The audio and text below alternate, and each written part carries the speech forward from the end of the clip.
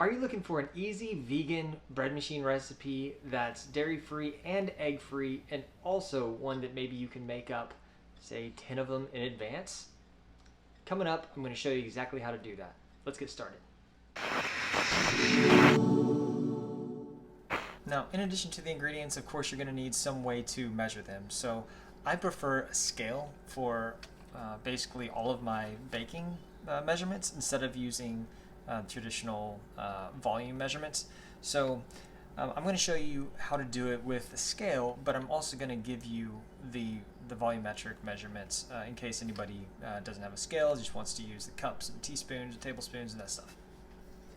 Okay, so basically these are all the ingredients you're going to need, and the oats are optional. So what I like to do is out of the 4 cups of flour, I actually like to substitute 1 cup of flour for 1 cup of oats, just to kind of cut back on the flour intake and beef it up a little bit on the oats, and I just kind of like the way that makes the bread come out. So, okay, so here's the basic ingredients. I like to use 3 cups of bread flour, and that comes out to 450 grams. I like to use 1 cup of oats, and it can be rolled oats, it can be quick oats, it doesn't really matter. But instead of using the cup measurement, I like to go ahead and just say 80 grams. So 80 grams of oats, whatever kind you use. We're going to need oil, and that's going to be 65 grams of oil, or 1/3 of a cup. One of the reasons I like to use the weight for the oil is because I don't have to dirty up a 1/3 cup for olive oil, because that's always a pain to clean. You're going to need sugar, and for the sugar, I use either 2 teaspoons and 2 tablespoons, or I just go for 34 grams of brown sugar. Then for salt, we're going to use either 2 teaspoons, or we're going to use 12 grams of salt. And then yeast, I still go ahead and measure out my yeast with a tablespoon. I just do 1 tablespoon of yeast. The last thing you're going to need is water, and I like to use 325 milliliters of water, which conveniently translates out to 325 grams of water. Now the cool thing about this is I like to use ball jars, these mason jars behind it, and I think out of 1 pack of bread flour I can get 5 or 6 of these full, and I'll go ahead and show you that right now. Now I do want to point out that once you make up these guys, you're obviously not going to put your water or oil in here, and you're just going to have your dry goods, and you're also not going to put in your yeast, because I've tried that, and it does work, but the yeast does tend to die off just a little bit. And so depending on how long you have it sitting in the pantry, you could end up with the yeast not being good at all. So instead of just dumping a little bit of yeast on top, I just leave the yeast in the fridge, and whenever I'm ready to bake my bread, what I'm going to do is I'm going to put the water and oil in, and then I'm going to dump one of these right on top of the water and oil, and then stick it on the bread in the Breadmaker and press go. We're good to go.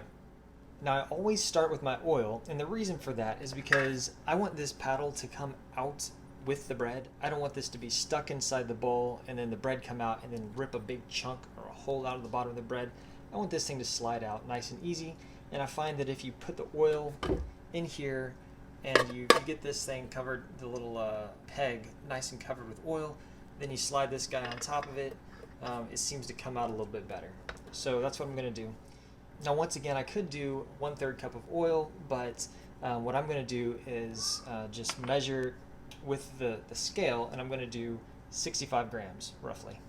So I'm going to zero out the scale, and I'm going to pour and try to get 65 grams.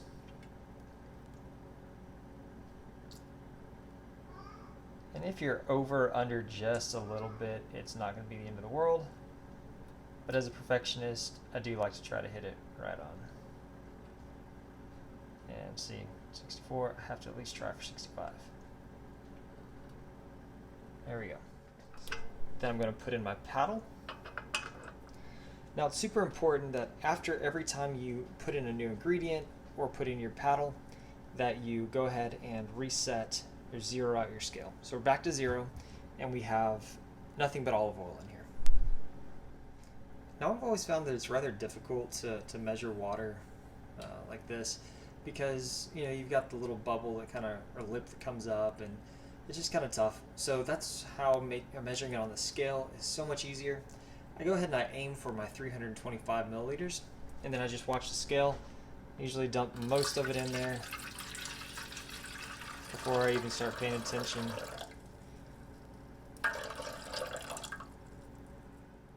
Now what we're going to do at this point is go ahead and start putting our first ingredients into each of these containers, and we're going to go ahead and drop it in here.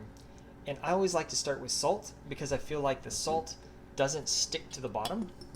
It actually allows everything else to dump out easily. If you put the brown sugar in here, the brown sugar has a tendency to stick. If you put the flour in, the flour has a tendency to stick. So I'm going to go ahead and put the salt in first. Now salt is one of those things that I can measure out, and I'll show you both ways. Oh, need to make sure I zero it out. Almost messed that up. So you can put 12 grams roughly, and it kind of changes based on the type of salt you have. But I found with this pink Himalayan that 12 is just about right. So there's 12 grams. Now what I'm going to do is go ahead and put 2 teaspoons of salt into each of these guys. Now I do find that it is just much quicker to go ahead and use a teaspoon for these, just because it's, it's so easy to measure out 2 teaspoons. Then why not? As a completely random aside, I'm going to be plugging my phone in right now to this this device here from MaxOak. They sent it over to me. It has a 100 watt AC port on one side. It has a USB-C in and out, the power delivery port, and 2 USB 3s, and some cool flashlight options.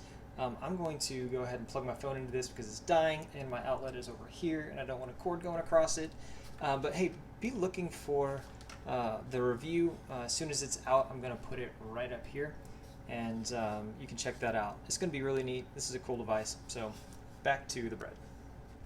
Alright, so next thing on the list is sugar.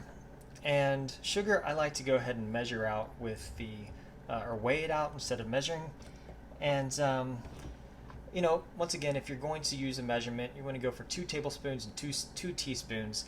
When measuring it with brown sugar, I like to go for 34 grams. So I'm going to go ahead, and it's pretty simple to get it there. There's 23 grams. There's 20 or 30 and 32, 34 exactly. With the sugar out of the way, now we're going to go ahead and do the flour. I like to add the flour next because the oats just seem to be easier to fill up to the top of the jars. You can do oats first, next you can do flour, next. It doesn't really matter. I'm going to zero out my scale, and I'm going to dump in 450 grams of flour. And this is so much easier than trying to scoop 3 cups out of here. So at this point, I go ahead and I start just moving stuff around. So I'm going to set this guy over here. I'm going to put this one on. Make sure I put this on. And by the way, I'm using a narrow mouth ball jar for this one, using wide mouths over here. It doesn't really matter. It's still going to be a quart. Now, definitely if you're using the narrow, you're going to want one of these guys. Now you can pick these up on Amazon. I'll go ahead and put a link in the description and maybe right up here. So I'm going to go ahead and zero out my scale. Yeah, I like to just use like a spatula or something to scoop it in. So we're at 290 grams. 330. We're looking for 450 grams. Now I went ahead and overflowed it just a little bit just to show you. It's not the end of the world. If you get to 400 and, like I did 464, go ahead and just scoop some out. 458. And grab a spoon. There you go. You can take it out. It's not a big deal. Alright, it's 450. Now shake all this down. That's part of your measurement, part of your weight. Set him to the side. Oh, almost forgot. Alright, instead of making you guys watch me do all those, what I'm going to do is go ahead and just finish off. Last thing we have to do is the oats, at least for the ball jars. So zero out your scale, and then go ahead and dump in 80 grams of oats.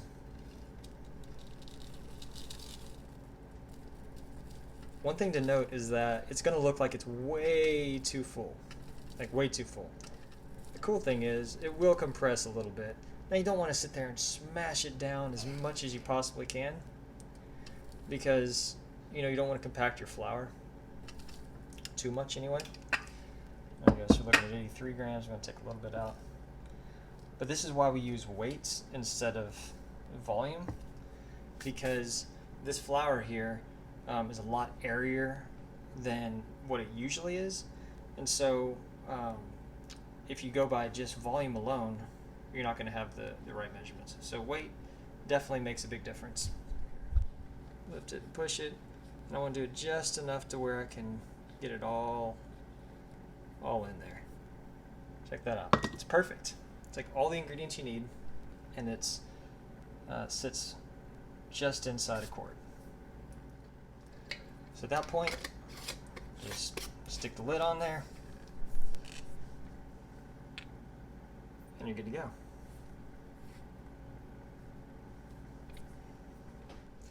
But that's not the whole story, because we're talking about putting it into the bread machine. So we're going to go ahead and stick this guy back on here, and we're going to zero it out. Now we have two more ingredients to put in here. We've got our 80 grams of oats, which comes out to 1 cup of oats, if you remember. Alright, the last thing we need to do is put in some bread machine yeast. So I'm just going to take a tablespoon. I don't worry about it being absolutely perfect once again, but I get it as kind of close as I can. Dump that guy in there. If I was going to be putting this on a delay, I would be worrying about the whole well in the center, making sure the yeast doesn't get on anything. But I'm going to immediately put this in the Breadmaker. So let's go do that now. So obviously not all bread makers are made alike. I get that. In this instance, we're going to just be looking for a Breadmaker with a basic option. Go ahead and open this guy up. Sometimes if it doesn't go down, one thing you need to do is spin the paddle down here just a little bit.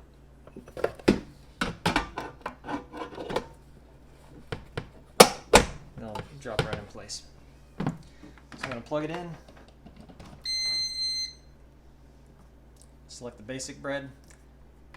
My boys like the light crust. Press start. Alright guys, there you have it. So we have a beautiful loaf of bread. Collapsed a little bit on me this time, but sometimes that happens. You can adjust your mixtures of yeast and sugar a little bit if you want to play with that. But then we've got our basically quick dump and go container here. I don't know what else you want to call that.